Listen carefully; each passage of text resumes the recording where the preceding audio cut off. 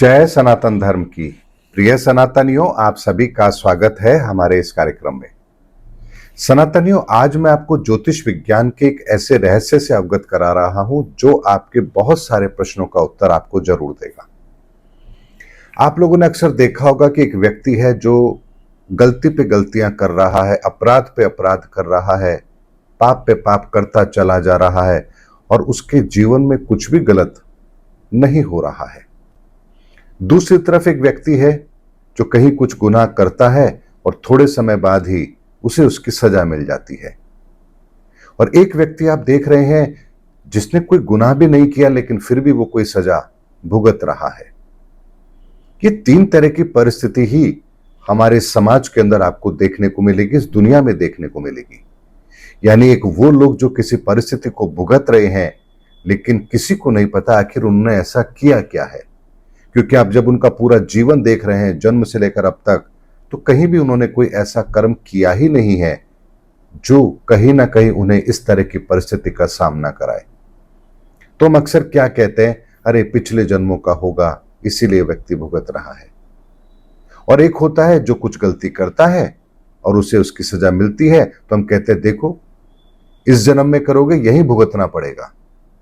लेकिन कुछ लोग होते हैं जो बहुत कुछ करते हैं लेकिन उनको सजा नहीं मिलती, तो हम कहते हैं आखिर परमात्मा ईश्वर इनका कुछ बिगाड़ता क्यों नहीं है, ये इतने पापी हैं, अत्याचारी हैं, इनका कुछ बिगड़ता क्यों नहीं है। तो तीन तरह की जब परिस्थिति आपके सामने आती है तो आप कंफ्यूजन में हो जाते हैं। फिर आप यही कहते हैं चलो जो ईश्वर करेगा वही सही। लेकिन क्या आप जानते हैं कि सनातन के अंदर इस प्रक्रिया को कैसे लिया जाता है? सनातन धर्म क्या कहता है इस संदर्भ में, कर्मों की इस गति के संदर्भ में और आपके जीवन के अंदर जो आप कर रहे हैं उसके परिणाम के बारे में। अब जैसे आपके सामने एक उदाहरण और रखता हूं। आपने वृंदावन के अंदर एक संत है जिनका नाम सुना होगा, बहुत फेमस है आजकल, प्रेमानंद जी।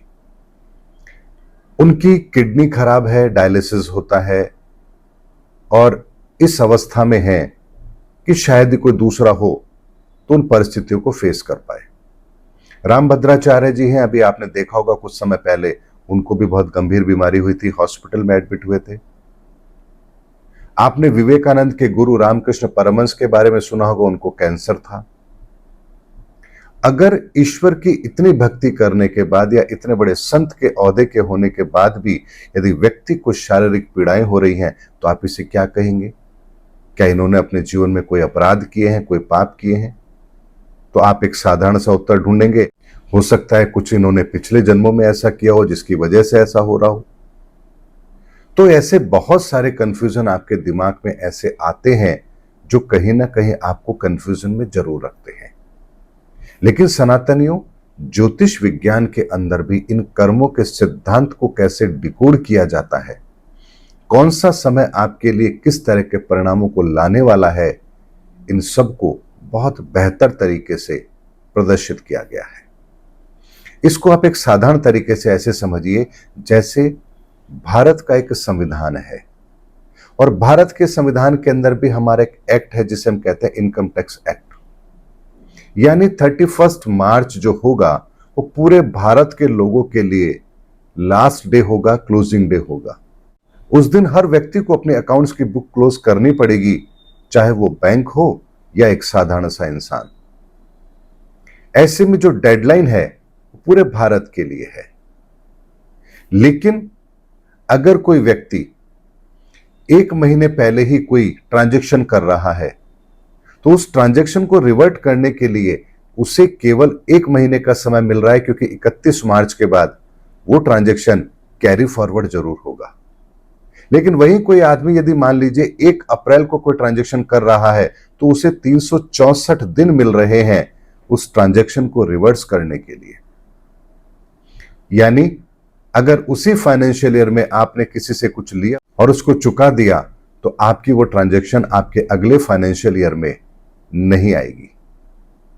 इसी तरीके से हमारे जीवन के अंदर भी हमारे कर्मों का एक रोड मैप होता है, एक ट्रांजैक्शन पीरियड होता है और वो ट्रांजिशन पीरियड होता है केतु का। यानी हमारे जीवन के अंदर जो महादशाएं आरंभ होती हैं, जिन्हें 120 वर्ष का कहा गया है, यानी 120 वर्ष तक की जो महादशाएं हैं, वो हमारे पूरे जीवन का रोड मैप है। इसका मतलब यह होता है कि ईश्वर की निगाह में हम मनुष्यों की जो औसत आयु है वो लगभग 120 वर्ष है। लेकिन हमारा खान पान, हमारा रहन सहन, हमारी आदतें, जलवायु, इन सब के प्रभाव के कारण से हमारी आयु वो कम होती चली जाती है। और अब आज की हम बात करें तो हमारी औसत आयु लगभग 60 वर्ष है, यानी हम लगभग आधी अपनी आयु को कर चुके हैं। लेकिन जो केतु की दशा होती है, ये आपके कर्मों का एक वो रोड मैप है जो आपको एक कट ऑफ डेट देता है। यानी जैसे ही केतु की दशा का पहला दिन शुरू होगा, उससे पहले के सारे कर्म आपके लॉक कर दिए जाएंगे। उसके बाद आपको उनका परिणाम भुगतना है, वो कैरी फॉरवर्ड हो चुके हैं, आप उसमें संशोधन नहीं कर सकते। इस बात को ऐसे समझिए कि कसाब ने भारत पर आकर के आतंकवादी हमला किया, उसका सीसीटीवी कैमरा फुटेज है, सारे सबूत हैं, तो उसको तत्काल 5-7 दिन में फांसी पर क्यों नहीं चढ़ा दिया गया? क्या ऐसा कारण है कि उसे राष्ट्रपति की माफी तक का पूरा अधिकार दिया गया? क्योंकि यह कानूनी प्रक्रिया है जिसकी पालना का एक विधान है। कोई भी व्यक्ति चाहे कितना बड़ा जुर्म क्यों ना करे, लेकिन अगर वो उन नियमों के अंदर अपने उन अधिकारों का प्रयोग करना चाहता है तो भारत का संविधान उसे पूरा अधिकार देता है। और यही कारण है कि कसाब जैसे आतंकवादी को भी सजा देने के अंदर वक्त लगा और राष्ट्रपति की माफी तक का उसने अपने पूरे अधिकारों का प्रयोग किया।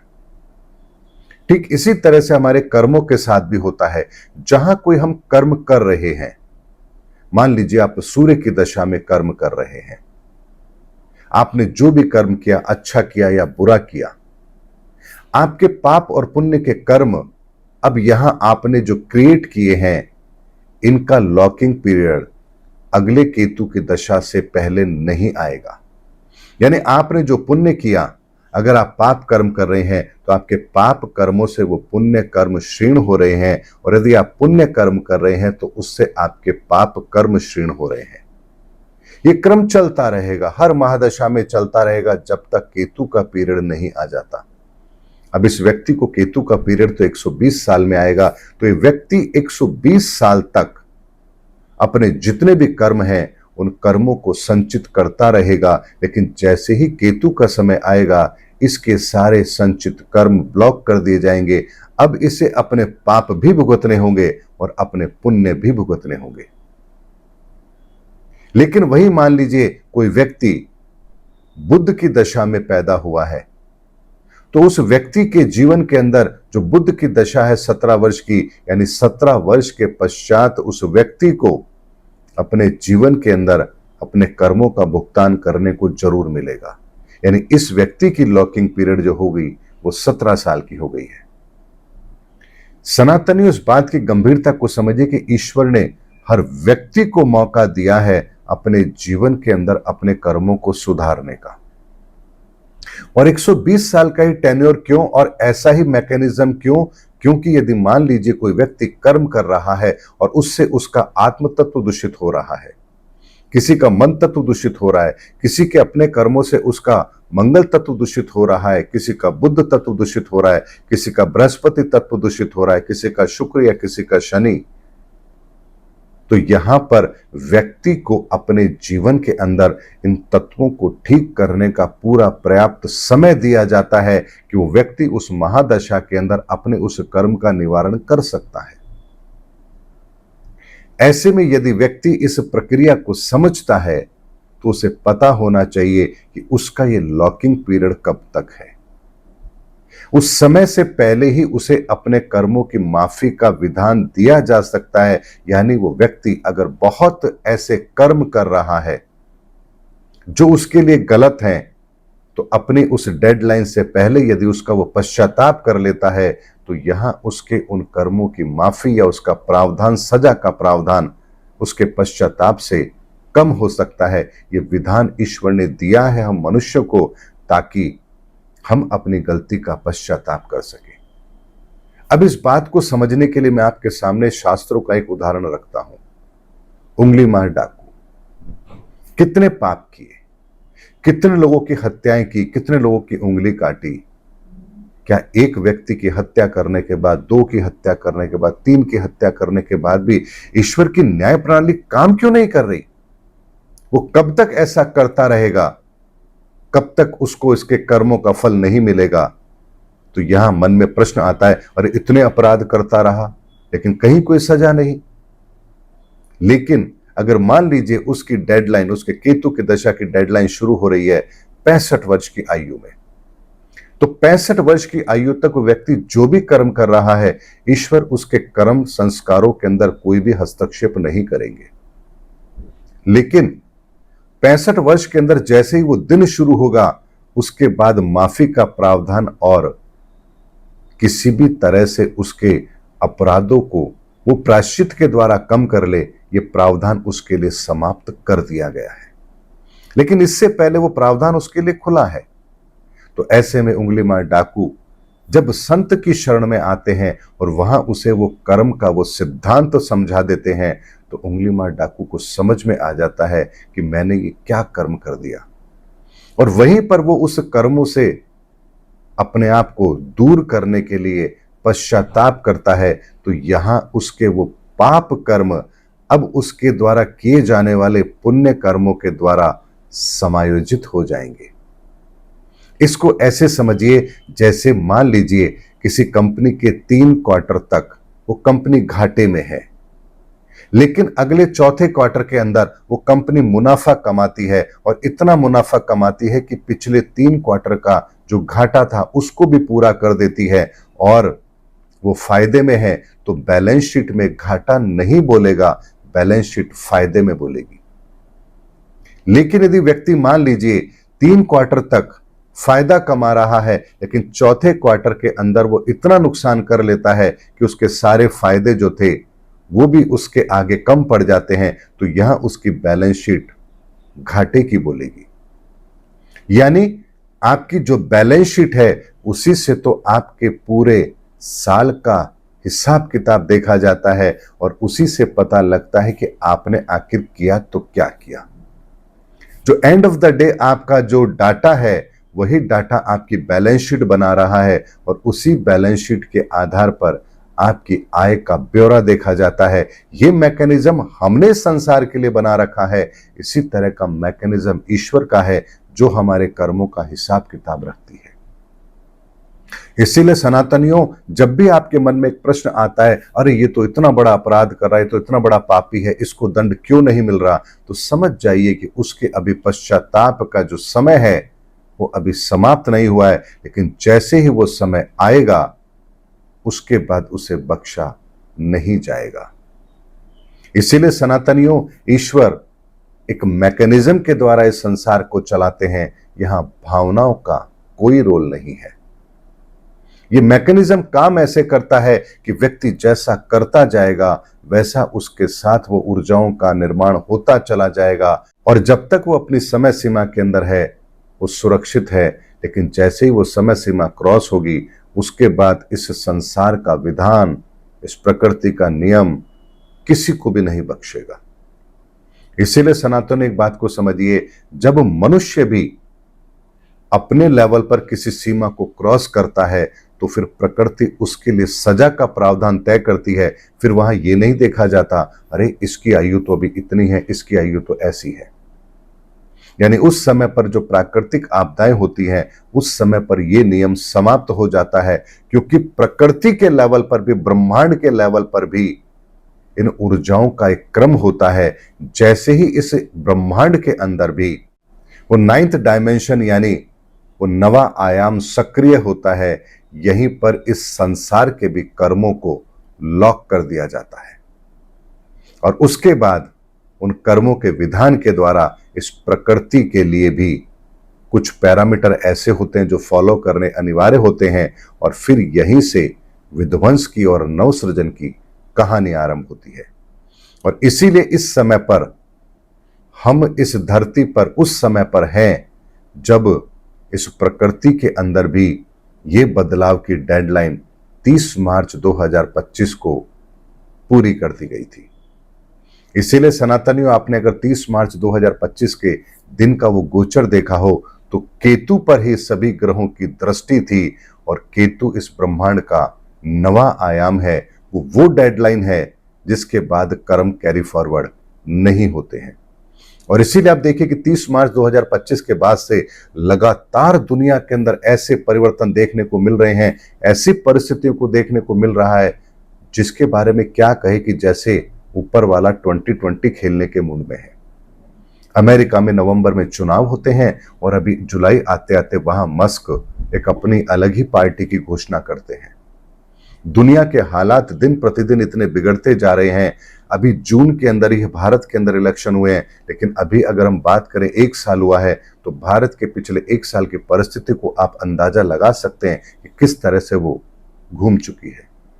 10 साल के अंदर भारत ने जो अपनी ग्लोबल इमेज बनाई थी, पिछले 1 साल के अंदर ट्रंप की नीतियों ने भारत की उस इमेज को बहुत बड़ा डेंट दिया है।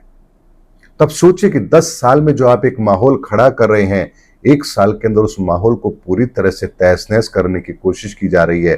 तो ये इतना बड़ा बदलाव जो हो रहा है, ये इसीलिए हो रहा है क्योंकि इस प्रकृति की भी जो डेडलाइन थी वो 30 मार्च 2025 थी। यानी 30 मार्च 2025 से पहले इस संसार में हमने जितने भी अपराध किए थे उनके लिए सजा का प्रावधान के साथ साथ प्रायश्चित का भी प्रावधान था, लेकिन 30 मार्च के बाद में हमारे हर कर्म को लॉक कर दिया गया है संसार के, और अब हमें उसकी सजा भुगतनी होगी। अब यहां पश्चाताप का कोई हिसाब किताब नहीं होगा। इसीलिए परिवर्तन तो होगा, हो रहा है और होकर रहेगा। ये प्रकृति का नियम है और इस नियम को तो ईश्वर भी नहीं तोड़ते हैं। इसीलिए सनातनियों, इस ब्रह्मांड के मैकेनिज्म को समझिए। इस मैकेनिज्म को समझने के लिए जिस विधा की आपको जरूरत है वो है ज्योतिष, और ज्योतिष जिस धर्म पर निर्भर है वो है सनातन धर्म। इसीलिए सनातन धर्म के मूल को पहचानिए, उसकी कैलकुलेशन के लिए ज्योतिष विधा का प्रयोग कीजिए और फिर संसार के नियमों को समझते हुए इस संसार की भलाई के लिए काम कीजिए। ये फिर वो मैकेनिज्म बन के हमारे सामने आता है जो इस संसार के लिए सर्वोत्तम है, श्रेष्ठ है। उम्मीद करता हूं सनातनियों, मेरी बात आपको समझ में जरूर आई होगी और अब हमें अपने अपने कर्मों का हिसाब किताब तो देना है क्योंकि प्रकृति ने वो डेडलाइन पूरी कर दी है। इसीलिए ईश्वर के रास्ते पर, ईश्वर के बताए हुए रास्ते पर, सनातन के रास्ते पर चलते चले जाइए। ईश्वर आपके साथ जो भी न्याय करेगा वो आपके हित में ही होगा। मिलेंगे अगले वीडियो के अंदर, तब तक के लिए जय सनातन धर्म की, जय धर्म युग की, जय सनातन विश्व।